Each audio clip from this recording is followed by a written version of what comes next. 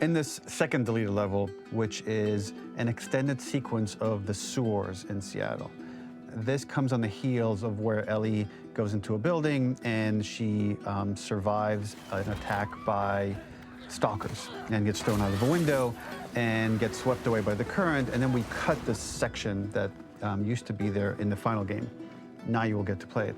So this was a way to get a bit more interesting puzzles, interesting traversal, figure out how Ellie can navigate the sewers with the fighting current. Ultimately, with a lot of these levels and these sequences, the reason why we cut them were for pacing purposes. But here it is for you in this very kind of raw form that part of it will feel finished, parts of it will feel like assets are missing as far as audio, animation won't be final, but it's a glimpse into what a game looks like when it's months away from finishing. Enjoy.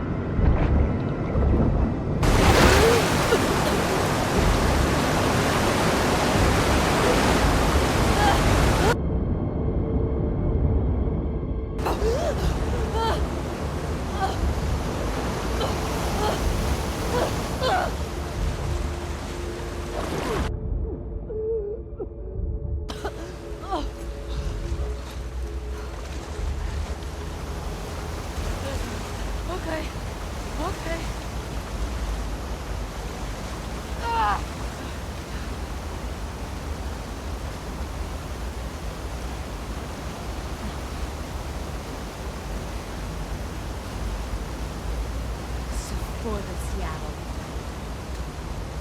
Okay. Dan ga ik er terug. This level, internally known as Find Nora, was quite long in duration as we had to make Ellie traverse a far distance to the opposite side of downtown Seattle. The sewer section was originally longer than what we released the game with, approximately 10 minutes more. This was one of the few areas of the game that used water flow as part of a traversal puzzle. The player has to go upstream to use the current to get to the platform to reach the other side.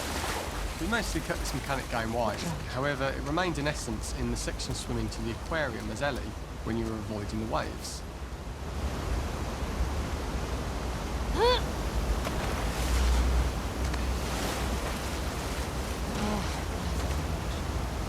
The ladder acts as an immediate goal for the player, but being able to climb out is not going to be so easy. To keep levels interesting and engaging, we alternate between positive and negative values the player experiences.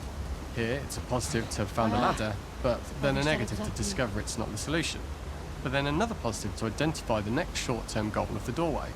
By alternating between these opposing values, we give players what they expect, but not how they expect it. Deve haver outra saída.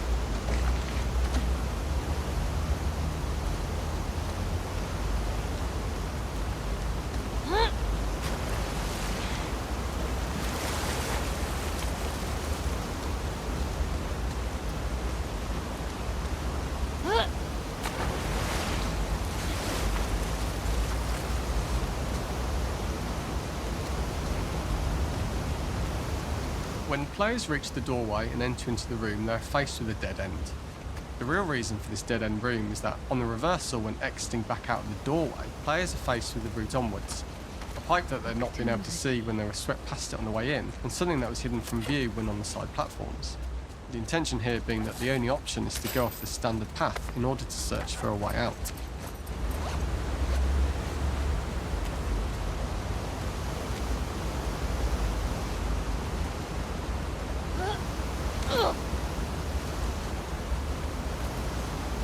Tirem-nos já daqui, porra.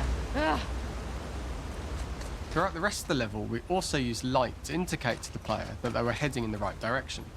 At each turn, however, we blocked the direct route forward.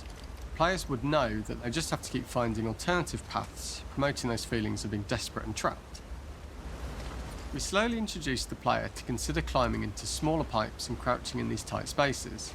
This is to slowly build up to and encourage the player to climb into such a small pipe that they'd have to be crawling on their stomach. which is something that the player previously may not have recognised as a playable space, let alone the desired route they need to take. We added a tiny space just to reward the player's exploration with a pickup item, and we made sure it was something that made sense that you'd find in this area. A canister and all the garbage that had been washed into the sewers from the surface. We loved the idea of making Ellie prone through a tiny dirty pipe in order to get out, as it was a great opportunity to use our prone mechanic. A unique camera setup was created to support crawling in these pipes, as the standard prone camera is much higher above the player. We also created custom collision in order for Ellie to manoeuvre in these tight spaces easily. Initially, the oblong collision capsule around her character caused issues crawling around corners. We put extra effort into the custom corner collision so the movement experience is as smooth as the main game. In order for the player to feel cramped, claustrophobic and desperate, we've been enforcing the traversal mechanics that allow for a tight environment which promote these feelings. We introduced the use of the squeeze through so that we can keep the player feeling enclosed and tight, but without repeating the same geometry. Here we change from low ceilings with wide walls to high ceilings and tight walls to change up the spatial pacing and keep the level from repeating itself.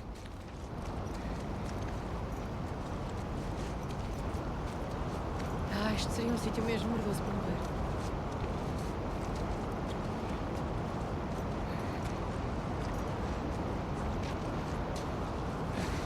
Originally, we had the waterline much higher here, so players had to swim through this tight tunnel. However, from watching user test feedback, it was occasionally causing people to discount the route entirely and turn back on themselves. So to avoid any risk of this happening in the final game, we present a lower water level so the tunnel is easy to see and commit to using. Although this isn't as impactful without the prone swim, it's the better decision as it means a smoother experience for the player with no backtracking frustration. As we surface from the water and over the crest of the slope, we reveal what is further in this tunnel. A clicker that has sprouted and the fungus has grown on the sides of the pipe. It was great to see people who user tested this area becoming increasingly worried as we forced the player to squeeze past the fungus and inches away from the clicker's face, all the time not being sure whether the clicker might be alive or attack them. Although we aren't as cruel as to force a clicker attack in such close proximity, we do have a payoff for this moment. This clicker momentarily turned into Joel to show Ellie's PTSD from what happened to Joel at the start of the game. Ultimately, we decided to save this moment for the farm level, as it was more impactful there because it could become the centrepiece of that experience. Whereas in the sewers, we weren't able to make it as much of a narrative point and give it the breathing room and reaction time that it deserves, given the tight space. Oh, merda! Oh.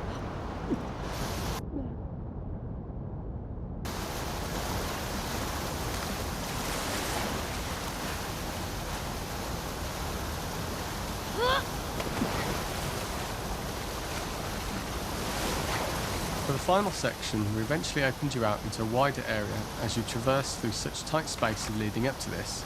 So changing the environmental pacing makes it begin to feel like we're coming to the end of Ellie's ordeal. An earlier iteration used the current that we'd shown at the start for a slightly tougher traversal puzzle to conclude the sewers. The ladder was clearly visible from most of the area, but the player was faced with a fast-flowing torrent of water they couldn't cross. If the player attempted to jump into the water, they were not able to swim across the ladder due to the water's speed. So instead, they had to traverse the pipe running along the top of the space in order to get across the water. Using this pipe was retained in the iteration we shipped with, as it's the last of the extreme methods Ellie has to undergo in order to escape the sewers, and what she will go through in her pursuit of revenge.